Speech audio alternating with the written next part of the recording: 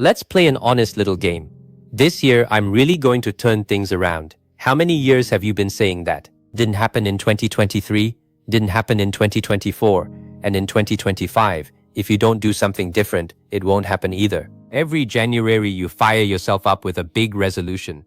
Every December, you're right back where you started, telling yourself you'll do it next year. This video might not be pleasant to hear, but I'd bet you need to hear it. Let's be clear first. I'm not here to motivate you. Motivation is candy, sweet, but empty. You finish it hungrier, and 5 minutes later, you're right back to your old self. This channel doesn't sell supplements, doesn't serve empty motivation, and doesn't scare you either. What I'm handing you today isn't candy, it's a slap, plus a mirror.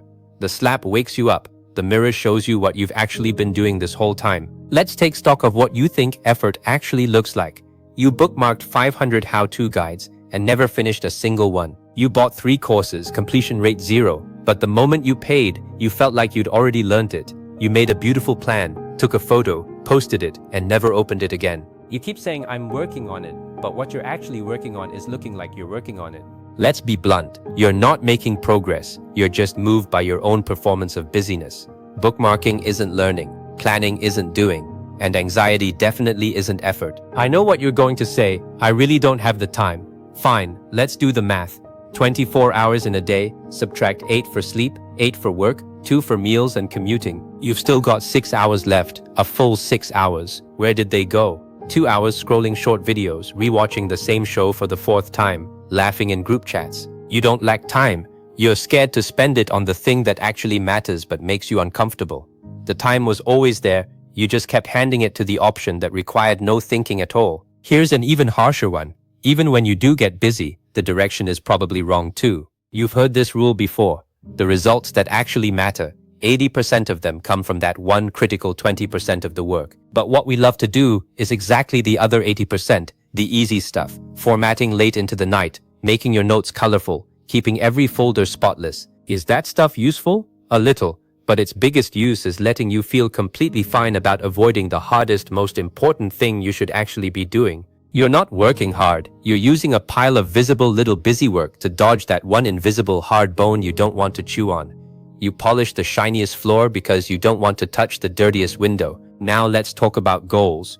You say you want to get better, save money, sleep earlier. Great, very sweet.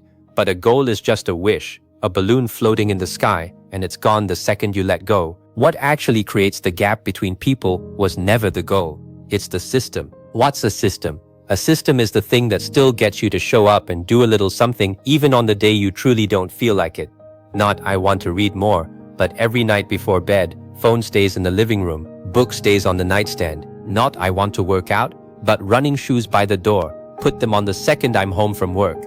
People with goals but no system are just the person every January, holding a balloon, watching it fly away again. I'd bet you're still waiting for me to pull out some secret that makes effort feel amazing. There isn't one.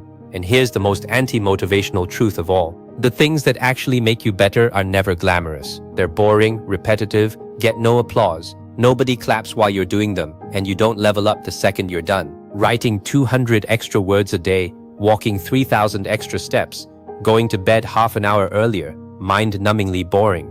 But that's the stuff that's actually quietly changing you. The grind was never supposed to feel good. It's only ever supposed to be necessary. That fun shortcut you keep looking for is exactly why you haven't changed yet. So let me ask you a question that might make you go quiet for a second. Are you actually putting in effort, or are you just dabbling? Dabbling, touching everything, going deep on nothing. Bought a gym membership, went 3 times, studied English for a week, wrote 2 essays. You've been mistaking started many times for worked hard. But starting is the cheapest thing there is. You don't need one more fresh start. You need the persistence to push something all the way through boring, all the way to an actual result. By now, you're probably waiting for me to say, come on, you've got this. I won't, because honestly, you might really not be able to do it, and that depends on you, not on some hollow line from me. I don't want to give you candy. You've already had way too much. But I want to point out something that flips the whole thing. Have you noticed? This video is this unpleasant, and yet, here you still are. You didn't scroll away halfway through, didn't close it just because it called you out. What does that tell you? It tells you the part of you that wants to get better isn't dead yet, it's still in there. The people who only want to scroll their phones left a long time ago. Only you are still sitting here, letting me pour cold water on you. So don't get me wrong, I don't look down on you. Quite the opposite, I'm betting on you. Not because you're working so hard, but because you're still willing to let the truth wake you up.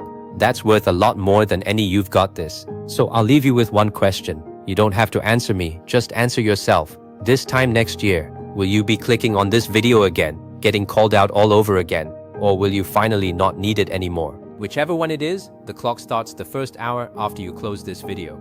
I'm Matchstick, see you at the next match.